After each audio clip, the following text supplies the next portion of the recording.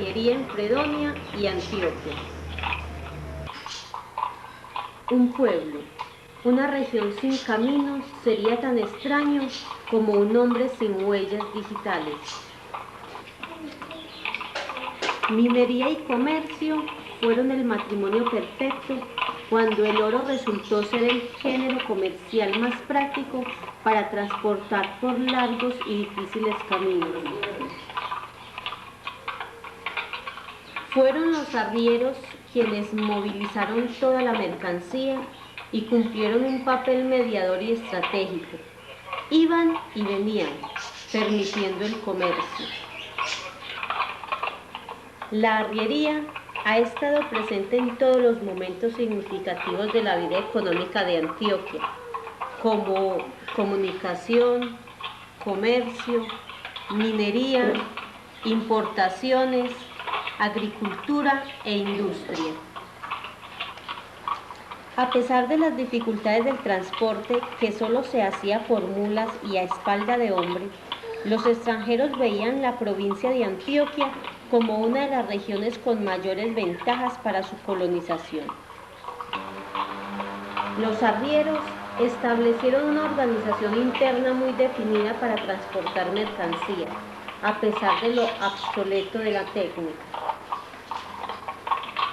Exigía un verdadero conocimiento, normas, trabajos especializados, distribución de funciones, jerarquías, dominio del medio, orden y eficacia.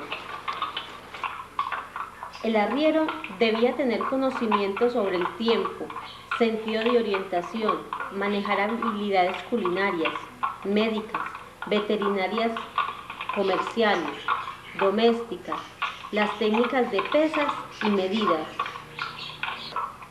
Saber sobre la vida de los animales, la construcción y además eran indispensables la fuerza, la destreza, el ingenio y la habilidad para sortear con rapidez y eficacia cualquier imprevisto en el camino.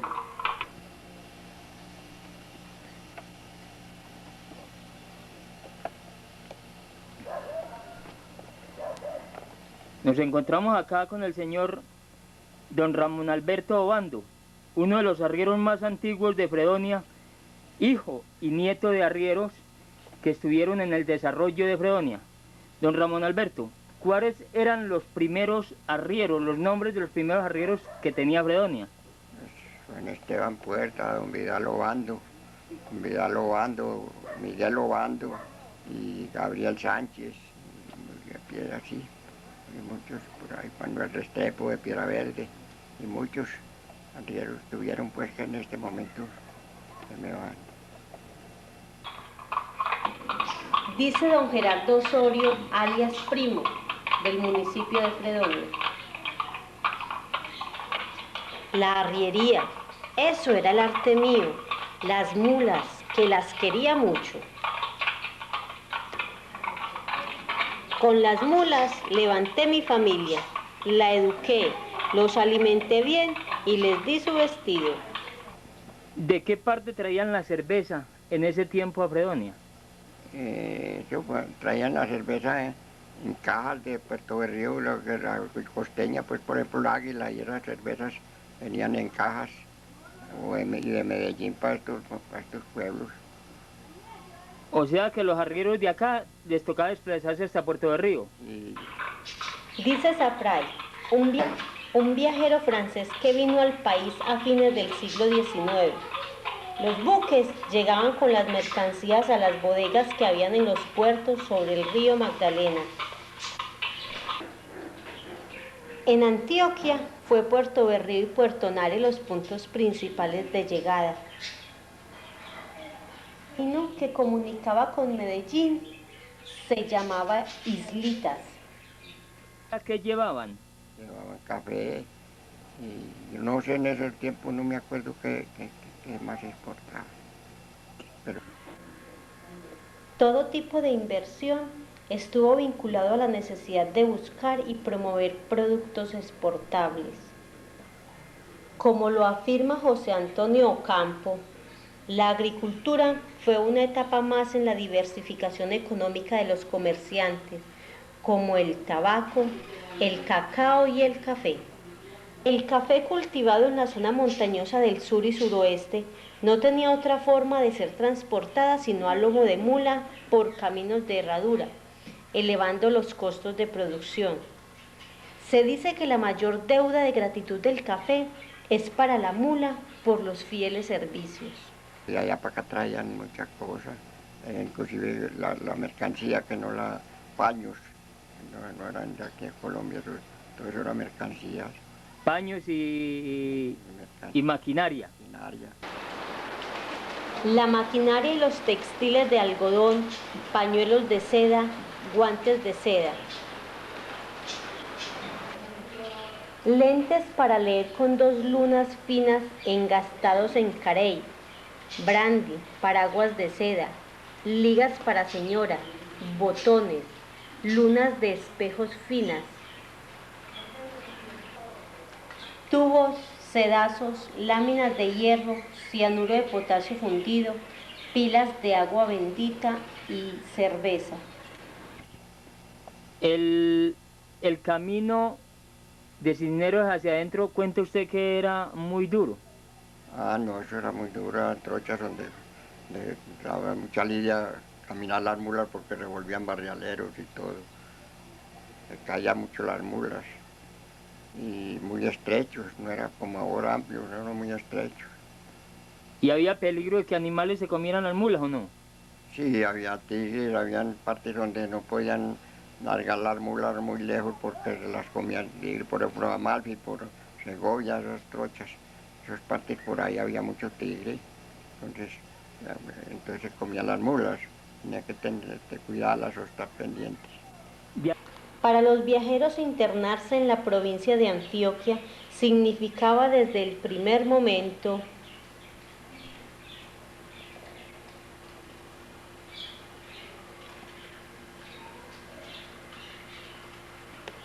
cambiar de paisaje, de clima y someterse a las picaduras de los mosquitos y el peligro de los animales feroces. Dice Josselman, viajero sueco. ¿Trabajo para dónde llevaban mercancía también? Ellos llevaban aquí hasta Manizales, iban a Manizales, las capitales llevaban a las Manizales, de ahí las distribuían los arrieros locales para los pueblos, Chinchiná, Pereira y todos esos pueblos así, los iban repartiendo, pero por lo regular las capitales era donde caía la por mayor. ¿Los arrieros de acá de dónde traían el azúcar? Valle del Cauca, traían para. El proceso de colonización antioqueña, iniciado a principios del siglo XIX,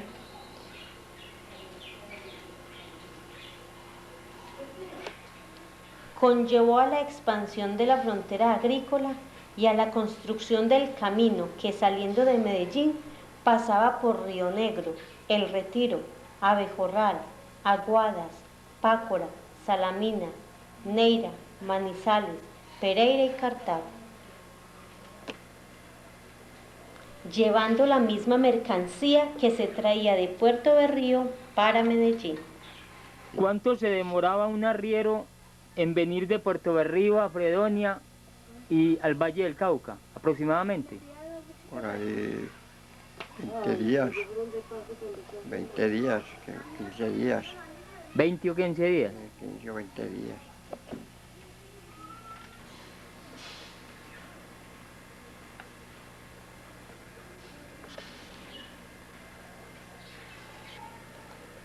Dice don José Domingo Correa, alias Míngaro, viejo arriero de Río Negro.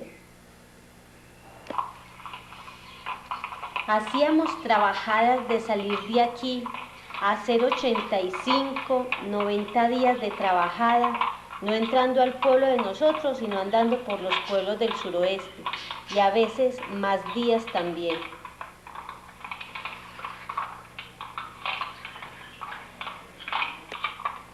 Y por ahí, cuando teníamos las mulas muy flacas, parábamos unos días donde hubieran mejores potreros para bañarlas y salarlas. Coméntenos qué era un sangrero.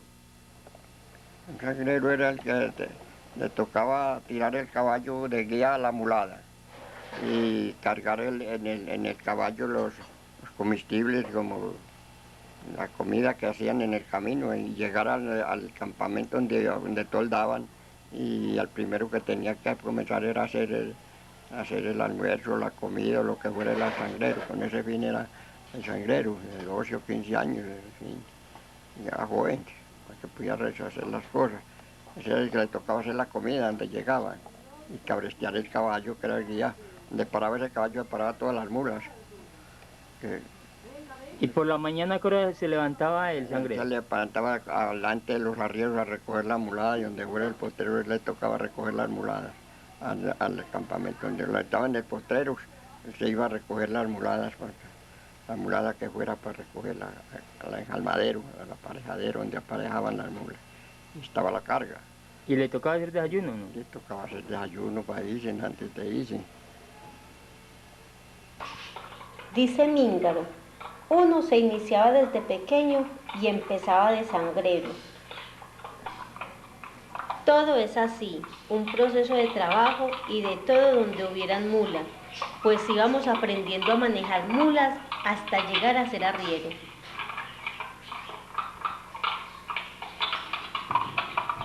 En el trabajo de sangrero aprendían a sostener el bulto, a amarrar la carga, a coser, a hacer curaciones, a herrar, a lavar ropa, a construir viviendas de emergencia, a hacer andar las mulas, a caminar, a observar la vía y la naturaleza, a manejar cuentas, a divertirse,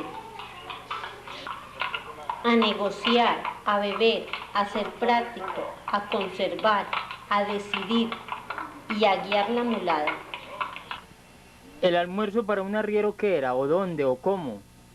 El almuerzo era casi por lo regular cuando llegaban a la parte, no, a la jornada no eran sino por ahí de 6 horas, todo día.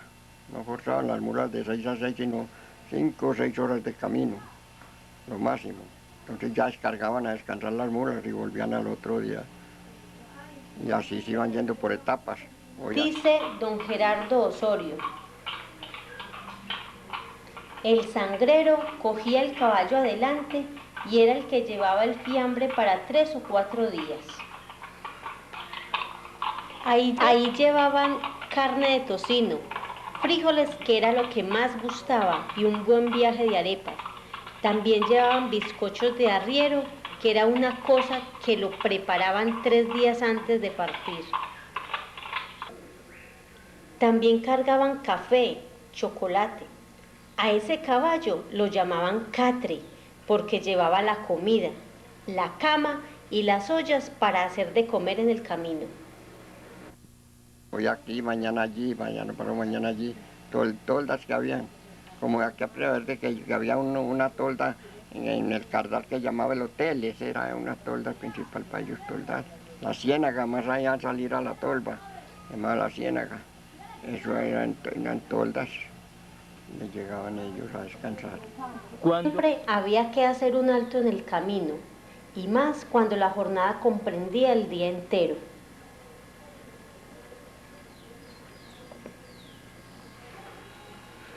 Al finalizar la tarde, los arrieros terminaban su labor al llegar a la posada y dormían en los corredores de la casa. En otras partes tenían que toldar en el camino porque no alcanzaban a llegar a las casas. El camino estaba muy estrecho. Había un trecho que era muy duro para el paso. ¿Cómo hacían para intercambiar los arrieros? ¿Llevaban algo para señalizar o para pitar o qué? Llevaban, siempre gritaban muy duro y de filo a filo o con cacho, por lo regular cargaban un cacho. Y andaba con mucha mulada de 20, 40 o 50 mulas, andaban con un cacho porque va la mulada de Julano. Eso no me olvidaron. Entonces gritaban duro, entonces ya se hacían en un punto donde pudieran pasar los otros que venían. Aguardaban que vinieran. Cuando no se identificaban cómo era el paso entonces. Por ejemplo, se les olvidaba el cacho o gritar. Ahorita ya llegaban a un punto y llegaban, pero retrocedían de pronto el convenio un poquito, el uno para le salía al otro, el otro defendía las mulas, como la la que iba para adelante, no tiraba a tumbar la otra, sino que se orillaba un poquito y metía la cabeza para las orillas, para darle campo a la otra que pasara. Dice don José Domingo Correa Minga. En el camino se encontraban con los otros que iban de aquí para allá y de allá para acá, y ahí era el peligro. Cuando el sangrero que iba en el caballo veía de lejos que venía una recua de mulas, tocaba la corneta avisándoles a los que venían y a los que iban, para que los arrieros se dieran cuenta y se alistaran para que una mula no fuera a echar a rodar a la otra. Los caminos eran empedrados. En partes, empezaron ya los últimos, ahora no eran, lo regular eran barro. Pantaneros. Pantaneros, barros. Decía el viajero sueco Carl August, los caminos eran muy malos, extremadamente largos, difíciles y costosos. Los caminos eran intransitables, máxime que nuestro recorrido era por entre bosques y pantanos. Palabras de don Gerardo Osorio. En tiempo de invierno, como los caminos de herradura se van dañando tanto, se van haciendo como zanjones donde se va trajinando y se va encharcando el agua y se va volviendo pantano. Las mulas se caían y había que cortarles las amarraderas de las cargas para salvarlas, porque se atascaban. En época de invierno duro, ¿cuánto se demoraría unos arrieros para venir de Fredonia acá al plan? No, pues había veces que un día para venir de Fredonia aquí a este punto donde estamos, porque era barrialero que se caían las mulas cada rato, casi traían la carga al hombro los arrieros, cargando y descargando. Para una mulada de 40 o 50, ¿cuántos arrieros habían? Por ahí para unas 40 mulas, unos 6 arrieros para 40 mulas, 6 mulas por ahí, 45 por 8, 40. Por ahí 5 arrieros. O sea que a cada arriero le tocaban ya 6 o 7 mulas. 6 o 7 mulas. Los bueyes también hicieron parte del desarrollo de Fredonia. Claro, por ejemplo, un señor de la quiebra, que se me va el nombre, tenía dos partidas de a 50 bueyes. Trabajaba un tanto de tiempo hasta que se enflaquecía y entonces después llevaba los otros 50, sacaba los otros 50 que estaban gordos y los ponía a trabajar 15 o 20, un mes o 2 o 3 meses mientras se enflaquecían. Entonces ya volvía ya a esa tropa y sacaba los otros. ¿Era mejor el buey o la mula? Para el barro era mejor el buey, porque el buey pisa el barro y entonces abre el casco, entonces para sacar lo saca fácil. La mula no tiene forma de abrir el casco para sacar la pata, sino que el buey es el más ventajoso. Se pisa y abre el casco y entonces ya le queda fácil para sacar. Dice el viajero alemán von Schent, las mulas aprenden a caminar como cabras sobre los difíciles riscos.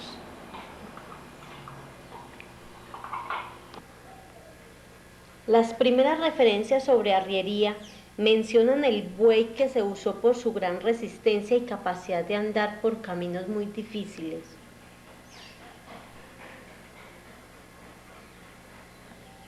Este animal casi nunca caía y era muy hábil para salir de los pantanos. Con el tiempo fueron reemplazados por las mulas, que eran más rápidas. Nos contaba usted que la primer mula siempre lleva una campana. ¿Por qué y para qué? Como nombre como señal de la mula una mula delantera que no le gustaba. Hay mulas, en las tropas puede haber 20 mulas y hay una que se sobrepasa y que le gusta andar esa adelante diario. Entonces esa mula le ponen esa señalización. Entonces ya allá va la tropa de fulano que lleva esta campana tal o así. Y la campana servía para que las otras mulas lo siguieran. Claro, en la trocha la siguen. La campana servía para que esas mulas no sirvieran, no siguieran a él. Los arrieros de Fredonia, con respecto a los demás, ¿cómo eran? ¿Eran de lo mejor, de los más flojos? Muy bueno, los arrieros eran de primero, de mejores, casi de los mejores, pues más reñidos para su más como se dice. Me dice usted que habían dos caminos que se partían acá en el plan. Uno iba para Camino de Medellín, Camino de Medellín, que iban por dónde, por acá por dónde pasaban. pero la Toscana, Piedra Verde, Cardal, y ya Primavera, ya descolgar a Caldas y Medellín. Y el otro, este que subía por acá por Ubital. Por aquí sube por Ubital, Quiebra, Alto de Minas, La Unión, La Ceja, La Unión, y siguen por allá para el Oriente, todos esos pueblos de Oriente. Sonsón y todo eso. Todos esos pueblos salían por ahí. Esos pueblos. Cuando los arrieros llegaban a las fondas, ¿ellos bebían todas las noches o cómo era? No, ellos no bebían la noche porque ellos sabían que tenían que tener responsabilidades de trabajar al otro día, entonces si acaso un aguardientico por frío, por alguna cosa, pero no por vicio. Comprábamos marranitos de 2 o 3 arrobitas a 4 y 5 pesos y esos los matábamos nosotros, hacíamos de comer, tomábamos trago y bebíamos bueno. Un aguardiente distinto, un aguardiente bueno. Ese aguardiente nos daba mucho ánimo y nos daba mucha fuerza y botábamos el miedo para los ríos que teníamos que pasar, ríos grandes y los volcanes. ¿Habían muchas peleas en ese entonces? Siempre ocurrían, pero siempre había un mandón que separaba a la gente, o que dijera un capataz de esos, no, aquí no lo van a pelear ustedes, y que se arreglaba todo. Todo se arreglaba a base de diálogos. No había a todo de machete o balas, sino a diálogos.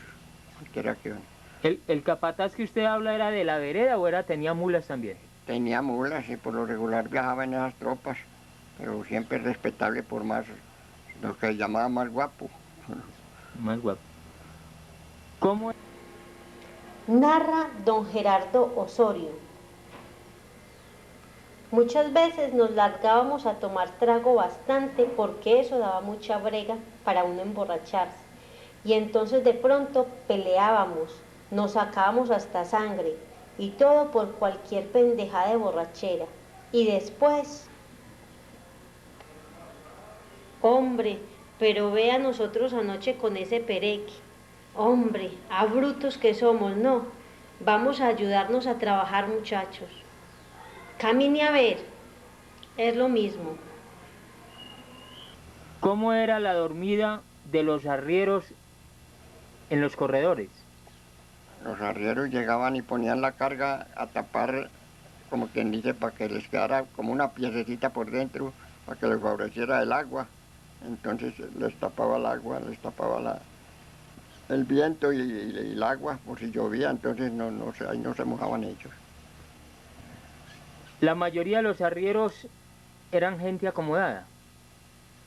Sí, la mayor parte de arrieros tenían siempre, una persona un arriero que fuera dueño de 20 mulas ya era un rico, ya era rico, 20 o 30 mulas ya era rico.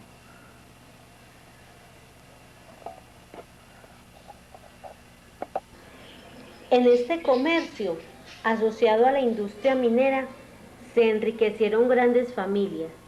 Fue el inicio de sectores económicos importantes como la banca y la industria cafetera. A esta élite se desarrolló la arriería, que fue soporte. Se le quiebra una pata. ¿Qué hacían? Si hay alguna casa cerquita, hubiera alguna parte cerquita, la ponen a cuidado y le pagan al tipo para que la beneficie. ponen leche, comida, pero si no hay nadie la dejan abandonada. La dejaban abandonada, la mataban, que no sufriera. ¿Y entonces qué hacían con la carga de ella? La repartían a las otras, por lo regular siempre había, o al madrino le tocaba llevar la carga, le sobraba de esa mula, le tocaban ponérsela al madrino que iba por lo regular vacío con el catre, con los que llevaban de comestible, entonces se la ponían a ese madrino. En 1880, las mulas habían disminuido a causa de una epidemia y fueron reemplazadas por bueyes de carga. Fuese de los arrieros en el desarrollo también del suroeste y del Chocó. Nos contaba usted que existió unos señores que llevaban al hombro. ¿Qué era lo que llevaban y para qué y por qué? Llevaban por ahí para extractor y por ahí maíz y cosas, también para cambiarlas allá por oro. Cargaban un bulto de maíz o panela o lo que fuera, pues al hombro, a la espalda, hasta por allá ya lo cambiaban por oro.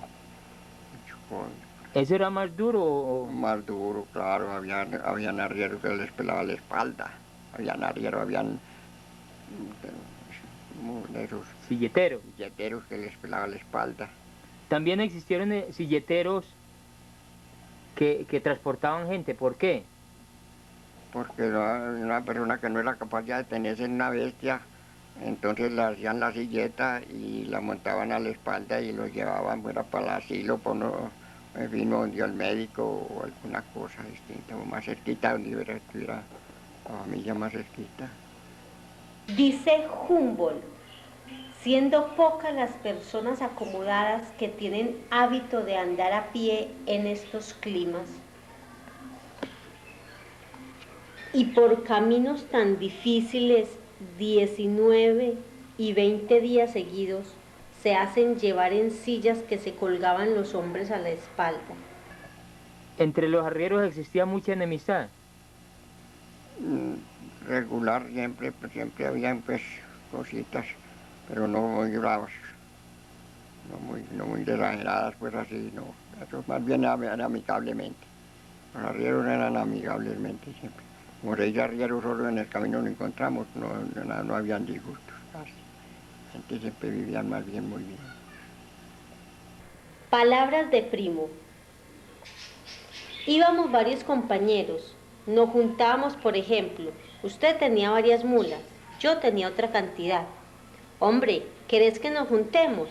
Bueno, juntémonos. Vamos a traer carga a tal parte, vamos. Y así hacíamos la amistad. Y luego nos juntábamos con otra tropa de arrieros, todos juntos y muy amigos todos. ¿Cuáles son los aperos de una mula para la arriería? Un enjalma, una tapa encima del enjalma, una cincha, una sobrecarga y una lía.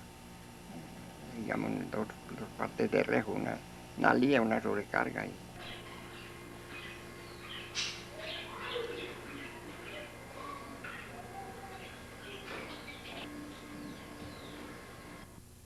¿Cuál era la alimentación de las mulas en un trayecto tan largo? Eso por lo regular, ellos soldaban donde había potreros buenos, donde no hacían sino largarlos al potrero, ahí no les echaba pues como cuido especial, sino ya cargaban panela para la mula más floja que iba vallando, le daban panela.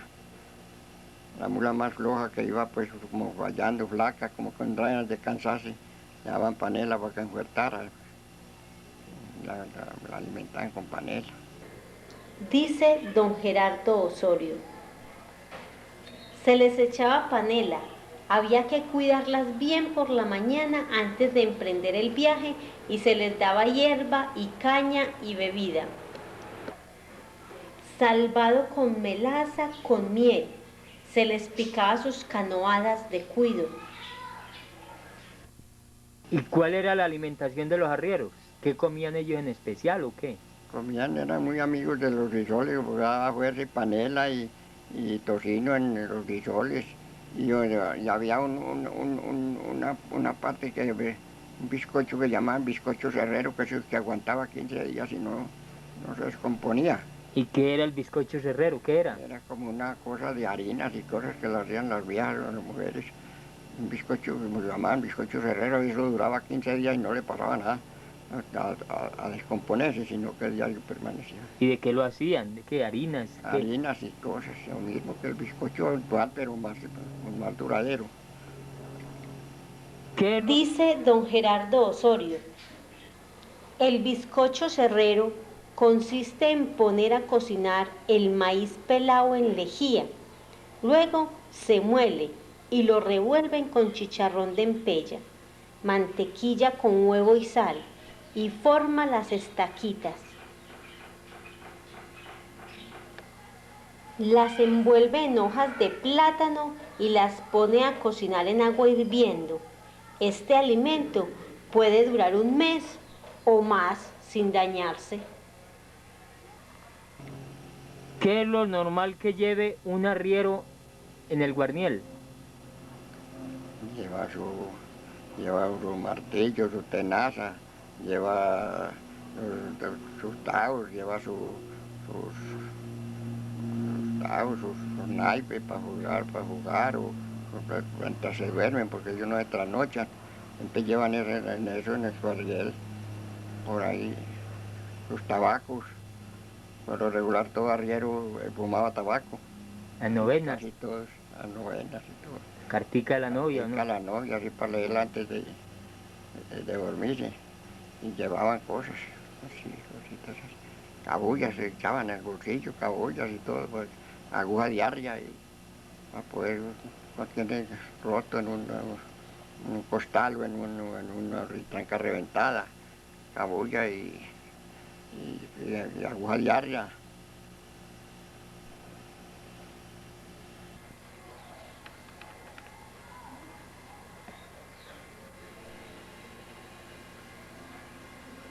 ¿El arriero era descalzo o qué se colocaba en los pies? El arriero era descalzo y usaban llamaban albarcas o quimbas.